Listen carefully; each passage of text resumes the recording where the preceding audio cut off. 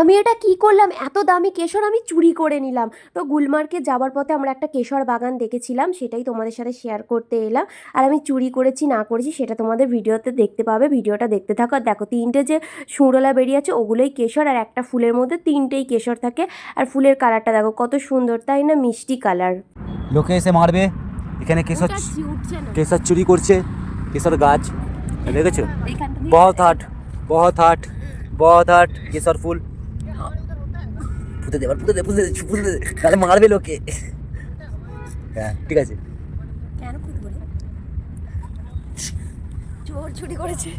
চোর চोरी कर लिया है।